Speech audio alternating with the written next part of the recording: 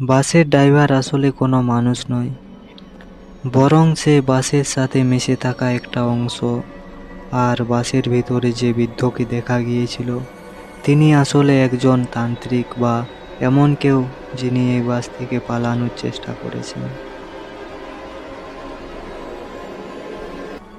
বাসটা যখন রেড রোডের মাঝখানে হঠাৎ থামলো, আমি ভেবেছিলাম ইঞ্জিন খারাপ হয়েছে, কিন্তু ড্রাইভার সিট থেকে একটা অদ্ভুত গোঙানির শব্দ ভেসে এলো। আমি ধীর পায়ে ড্রাইভারের কেবিনের দিকে এগোলাম, কিন্তু গিয়ে যা দেখলাম সেখানে কোনো মানুষ নেই, শুধু স্টিয়ারিংটা নিজে নিজেই ঘুরছে।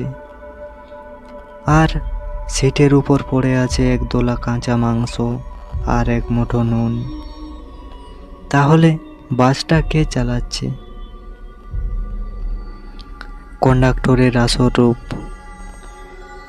হঠাৎ কন্ডাক্টরটা আমার পিছনে এসে দাঁড়ালো। ওর সেই ধূসর চোখ দুটো এখন অন্ধকারে জ্বলছে। ও হাসলো, কিন্তু সেই হাসিতে কোনো শব্দ নেই। ও পকেট থেকে একটা পুরনো 10 টাকার নোট বের করে দিল, যেটা ভিজে একদম পচে গেছে। আমি নোটটা নিতেই দেখলাম ওতে আমার নাম আর আজকের তারিখ লেখা। কন্ডাক্টর ফিসফিস করে বলল, আপনার ভাড়া তো আগেই দেওয়া হয়েছে স্যার, আপনার জীবন দিয়ে। ঠিক তখনই বাসের জানলা দিয়ে বাইরে তাকালাম। বাইরে রেড রোড নেই, বাইরে আদিগন্ত এক শ্মশান। দূরে চিতা জ্বলছে। সেই বৃদ্ধ লোকটা যে আগের স্টপেজে নেমে গিয়েছিল, সে এই বাসের জানালার বাইরে ঝুলছে। তার মুখটা বীভৎসভাবে পুড়ে গেছে। সে সে জানালায় নখ দিয়ে আঁচড় কাটছে আর চিৎকার করে বলছে, বাস থেকে নামার চেষ্টা করবেন না, নামলেই ওরা আপনাকে ছিঁড়ে খাবে, বাসের ভিতরেই থাকুন।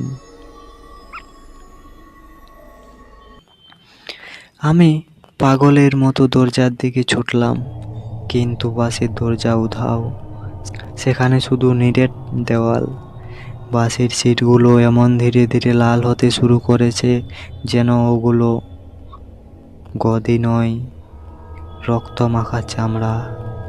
আমি অনুভব করলাম আমার নিজের হাত দুটো ধীরে ধীরে ফ্যাকাশে হয়ে যাচ্ছে। আমি কি বেঁচে আছি, নাকি আমিও এই বাসের একটা চিরস্থায়ী যাত্রী হয়ে গেছি?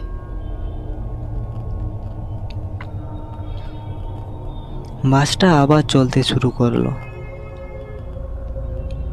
এবার গতি আগের চেয়ে 10 গুণ বেশি। জানালার বাইরে দিয়ে দ্রুত পার হয়ে যাচ্ছে কলকাতার রাস্তা। কিন্তু সেই কলকাতায় কোনো মানুষ নেই, শুধু অন্ধকার। হঠাৎ ড্রাইভারের আয়নায় আমার চোখ পড়ল। আয়নায় নিজের মুখের বদলে আমি কন্ডাক্টরের মুখটা দেখতে পেলাম। আর কন্ডাক্টর আমার পাশে বসে আমার এই গলায় বলতে শুরু করলো। আমি পাগলের মতো দরজার দিকে ছুটলাম, কিন্তু দরজাটা এমন পাথরের দেওয়াল হয়ে গেছে। বাসটা আবার চলতে শুরু করেছে। পরের স্টপ মহাকরণ।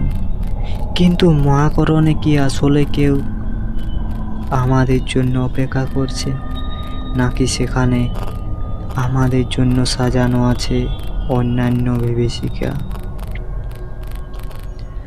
জানতে হলে এখনই সাবস্ক্রাইব করুন জীবন্ত কাহিনী। ধর্মতলার শেষ বাসের যাত্রা এখনই শেষ হচ্ছে না।